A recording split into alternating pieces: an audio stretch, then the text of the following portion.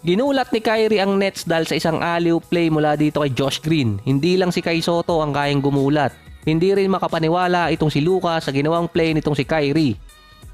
Kaya pa rin pala gumawa ni Kyrie ng kagilagilalas na play. Siguro dahil sa kanyang bagong sapatos. Ginamit na kasi niya yung kanyang unang signature shoes mula sa Anta, ang Kai 1. Meron ng bagong logo yon.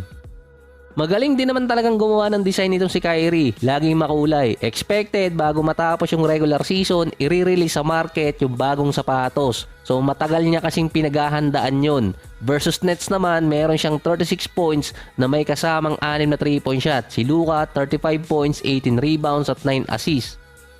Lumalabas ngayon na meron pa palang sama ng loob si Kyrie sa Brooklyn. Nung tinanong siya ng isang fan sa sideline bakit hindi siya ganong maglaro nung nasa Brooklyn pa siya, ang sagot ni Kyrie bakit hindi itanong sa mayor ng New York. Ang reason kasi dati nagbigay ng mandate nung pandemic na hindi pwede maglaro ang player na hindi vaccinated. Nagkaroon pa ng protocol na kasama doon na hindi pwede mag-practice sa facility. Sinabayan pa ng iba-ibang controversy dito kay Kyrie na base sa kanya, ikinabuti na para sa kanya na umalis ng Brooklyn or mag-request ng trade para sa mental health. Sabi nga ni Kyrie nung post-game interview nung ginawa niya yung alley-oop play, gusto niya pang kalampagin noon ang ring. Nung nasa game pa mismo, after talaga ng game, nung tinanong siya ng isang reporter, ang sinagot doon ni Kyrie, aalis na siya at sinagaw niya yon Dallas. Kahit nagkaroon ng 2 panalo ang Dallas, napako pa rin sila sa number 8. Nasa isang araw na lang din, PH time ay deadline na para trade. Ibig sabihin matatapos na pwede mag-trade sa regular season yung mga team.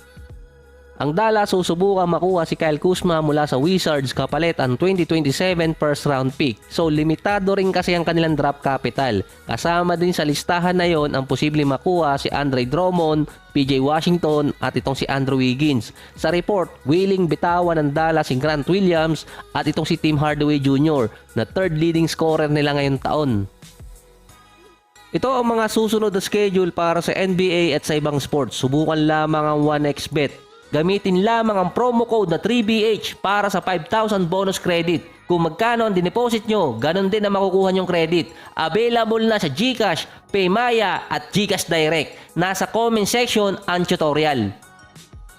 Si Doc Rivers naman 1-4 since naging head coach ng Milwaukee Bucks. Na poster dunk pa kanina ni Kevin Durant si Giannis nung 4th quarter. Agad din naman bumawi si Giannis kaso si Bol Bol yung bumantay sa kanya. Meron si Giannis na 34 points at 10 rebounds. Si Kevin Durant naman meron 28 points at 10 rebounds. Si Booker 32 points na may additional pang 25 points at 10 rebounds mula kay Bradley Beal. So naglalaro ngayon si Beal na merong injury. Broken nose injury na nakuha niya nung Indiana Pacers game pa noong January 26. Pinuri pa ni Kevin Durant si Beal na warrior kasi nga naglalaro kahit merong injury. Pero since nagsalita si Kevin Durant about sa injury ni Bradley Beal noong December, hindi pa nakakamintis ulit ng game itong si Beal. Si Chris Middleton naman nadali ng injury na base sa x-ray at sa report ng Bucks wala namang structural damage pero titingnan pa yun sa MRI. Umalis din siya ng arena na merong walking boots. Hindi pa lang kung gaano kalala ang injury ni Middleton. Ang Bucks merong pang 5-5 record sa last 10 games. Malapit na silang maabutan ng Knicks dahil nasa Bucks ngayon ang tiebreaker. Samantalang yung Sixers bumagsak sa number 5 dahil sa 4-6 record nila sa last 10 games. Ang Milwaukee Bucks naman, base sa report, nag-inquire kung available sa trade si Marcus Smart. Pero hindi agad nun nag-oo ang Memphis. Ang sumunod naman si Andrew Wiggins ang target na ipalit ng Bucks or gusto nilang makuha. Ang posibleng ipalit dito kay Andrew Wiggins si Bobby Portis. So mapapalakas to ng frontcourt ng Golden State na may shooting pa. So gusto rin kasi siya nitong si Coach Steve Kerr.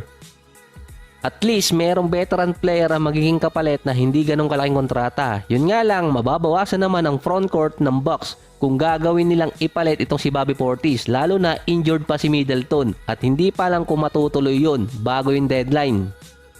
Ang Suns naman, base kay Woj, yung isang wing player na inaantay ng Suns na makuha via trade si Miles Bridges mula sa Hornets. Base kay Woj, ito yung window para sa Suns para manalo. Sa technicality, walang asset masyado ang Suns para maging kapalit ni Bridges.